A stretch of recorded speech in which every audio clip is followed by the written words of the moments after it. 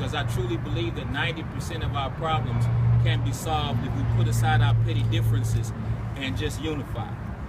What we're here to address today is the powder keg that is Houston, Texas, and every other major city and many small towns in the United States of America right now. We're here to address what we call the pre-existing conditions. Pre-existing conditions. There were pre-existing conditions in Baltimore.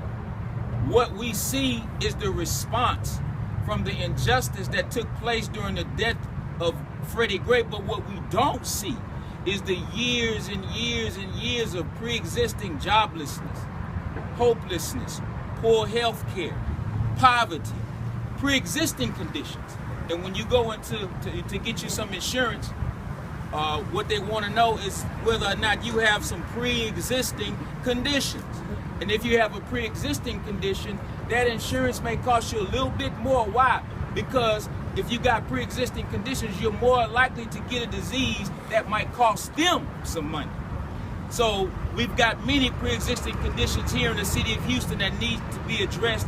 And as Pastor Dixon already said, and Brother Douglas and everyone else who has spoken, they spoke on those pre-existing conditions. The leadership in the city needs to pay attention, or else Houston will become Baltimore. Now, what many of us don't know is that since the Baltimore uprising, something has already happened right here in the city of Houston.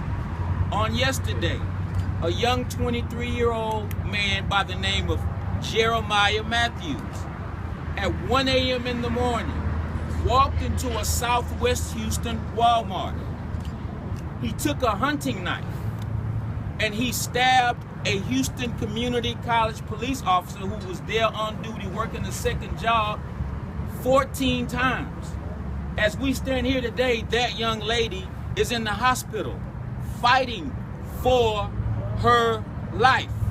That young man was arraigned this morning and charged with attempted capital murder. When HPD detectives interviewed him, they asked him why he did what he did. He said that he just wanted to kill a police officer. Those were his words, according to HPD, and unfortunately, that's the way he chose to act out what was on his mind. So this press conference that we're having right now is extremely timed.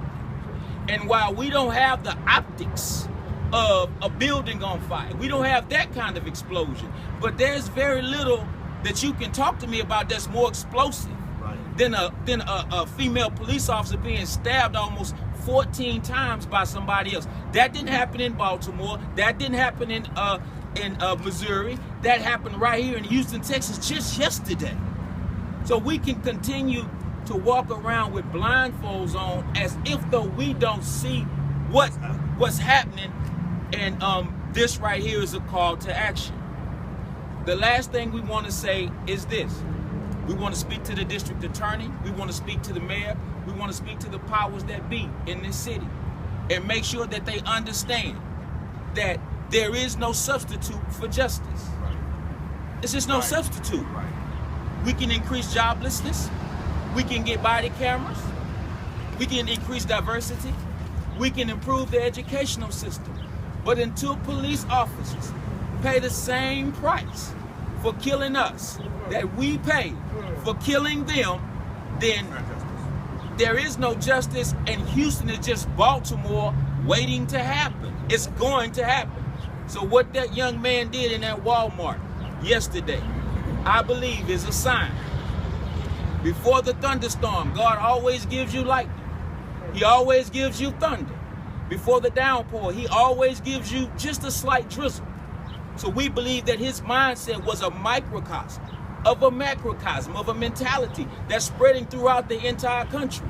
So this thing has not only become dangerous for we as citizens, it's become extremely dangerous for police officers. So if you are a law enforcement officer, if I were you, I'd be fighting for justice just as hard as the people standing on these steps out here, because they're making it as just as dangerous for you. So I end my short words saying what I always say. Just as you cannot clean a dirty floor with a dirty mop, you cannot clean dirty city streets with dirty cops. And when police officers prove themselves to be dirty, it is the responsibility of leadership to get rid of those. And the longer we wait to make the hard decision to deal justice on both sides of the fence, the more and more we risk Houston becoming the next Baltimore. Thank you. Assalamu alaikum.